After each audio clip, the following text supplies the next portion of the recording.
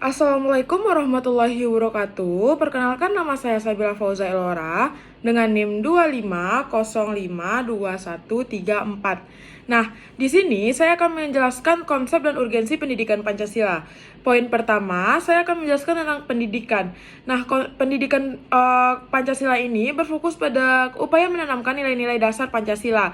Bukan hanya berfokus pada bermasyarakat, tapi berfokus pada bangsa dan negara. Nah, Pancasila ini bisa mengasah kita dalam landasan berpikir, bertindak, dan bersikap dalam kehidupan kita sehari-hari, di mana kita harus menerapkan dan memahami konsep-konsep nilai Pancasila, apa itu nilai Pancasila, apa itu makna Pancasila dalam kehidupan sehari-hari, bukan hanya untuk bermasyarakat, tapi berbangsa dan bernegara.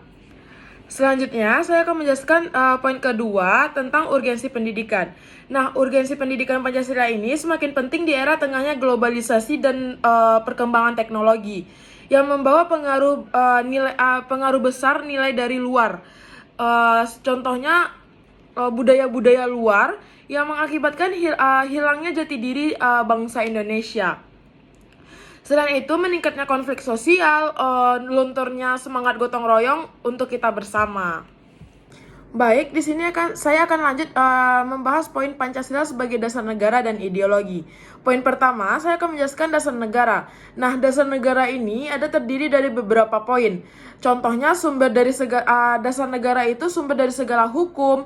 Pancasila sebagai landasan dalam pembentukan peraturan perundang-undangan di Indonesia, dasar penyelenggaraan negara, terus menjadikan arah dalam mewujudkan masyarakat yang sejahtera, makmur, dan adil. Nah, poin selanjutnya tentang ideologi. Nah, ideologi ini juga terdiri dari beberapa poin. Salah satu dari contoh-contoh poin tersebut adalah sistem nilai dan keyakinan. Pancasila berisi nilai dasar yang menjadi pedoman hidup berbangsa bernegara. Ideologi terbuka, bersifat fleksibel, karena dapat menyesuaikan perkembangan zaman tanpa kehilangan jati diri bangsa Indonesia. Nah, pemersatu bangsa menyatukan keberagaman suku, budaya, agama, adat dalam satu kebangsaan. Terus pembentuk karakter bangsa, menjadikan arah dalam berpikir dan bertindak dalam kehidupan kita sehari-hari.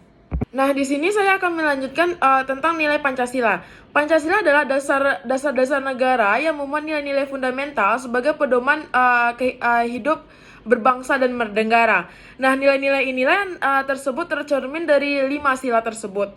Yang pertama, sila ketuhanan yang Maha Esa, di mana setiap warga negara Indonesia harus menghargai perbedaan orang lain dan menjalankan ibadah tanpa keterpaksaan. Yang kedua, kemanusiaan yang adil dan beradab, mengakui hak kewajiban antar sesama manusia, serta menjalankan kewajibannya sebagai warga negara. Yang ketiga, persatuan Indonesia, harus mengutamakan kepentingan bersama di atas kepentingan pribadi atau golongan, serta menjaga keutuhan negara.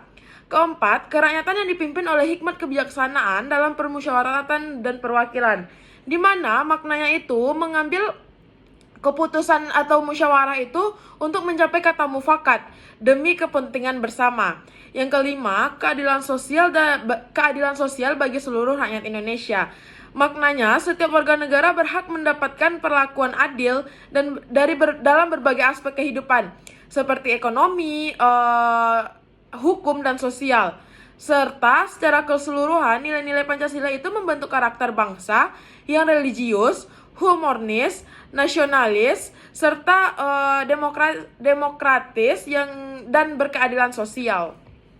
Selanjutnya, saya akan menjelaskan hubungan Pancasila dengan Undang-Undang Dasar 1945. Hubungan antara Pancasila dan Undang-Undang Dasar 1945 ini sangat erat dan tidak dapat dipisahkan dalam sistem ketatanegaraan Indonesia. Keduanya saling melengkapi sebagai dasar kehidupan berbangsa dan bernegara.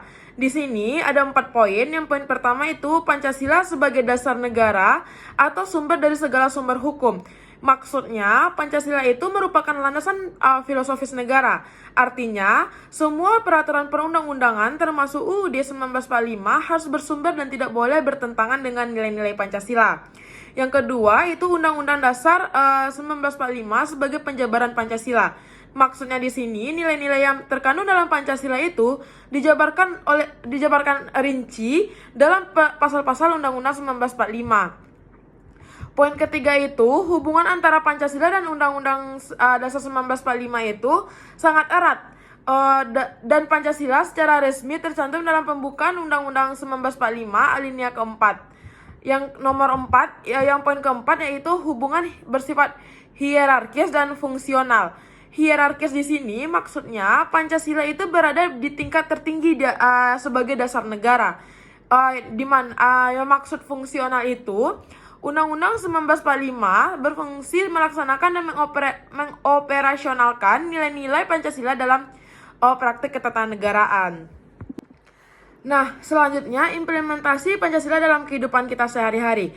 Implementasi Pancasila ini di dalam kehidupan sehari-hari berarti menerapkan nilai kelima sila dalam tindakan nyata, baik di rumah, di sekolah, tempat kerja maupun masyarakat di Indonesia. Mungkin itu kita jelaskan per silanya. Jadi sila pertama itu ketuhanan yang Maha Esa. Contohnya itu beribadah sesuai dengan agama masing-masing, menghormati teman yang berbeda keyakinan, tidak memaksakan agama kepada orang lain. Yang kedua itu kemanusiaan yang adil dan beradab. Contoh nyatanya bersikap sopan, jujur, menghargai orang lain, membantu sesama tanpa membedakan suku, agama, status, ras, dan budaya. Yang ketiga itu persatuan Indonesia, di mana kita harus menghargai keberagaman budaya dan bahasa daerah dan mengutamakan kepentingan bersama daripada kepentingan golongan. Yang keempat itu kerakyatan yang dipimpin oleh hikmat kebijaksanaan dalam permusyawaratan dan perwakilan, di mana maksudnya itu mengutamakan musyawarah dan mengambil keputusan, misalnya dalam keluarga atau organisasi. Terus menghargai pendapat orang lain, tidak memaksa kehendak pribadi. Yang kelima itu keadilan sosial bagi seluruh rakyat Indonesia. Kita harus bersikap adil terhadap siapapun. Berbagi dengan yang orang yang membutuhkan dan tidak korupsi dan menggunakan hak serta kewajiban secara seimbang. Kesimpulannya, Pancasila bukan hanya teori, tetapi pedoman hidup. Semakin sering nilai-nilai yang kita praktikkan dalam hal-hal kecil dalam sehari-hari, semakin kuat pula karakter masyarakat yang adil, bijaksana, dan makmur dan rukun itu. Nah, di sini saya akan memberikan beberapa contoh-contoh kasus nyata dalam kehidupan kita bernegara.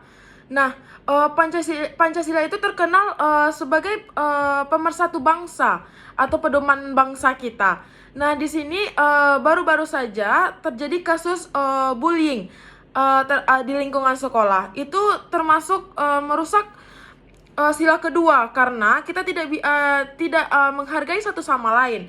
Nah, ada juga kasusnya tentang penistaan agama. Di sini kenanya sila pertama Pancasila karena kita tidak bisa menghargai perbedaan suku, ras, agama. Oleh karena itu, kita harus menjaga atau mempedomani atau menerapkan nilai-nilai Pancasila itu ke diri kita sendiri agar terciptanya masyarakat yang adil, makmur, sejahtera yang seperti kita harapkan semuanya.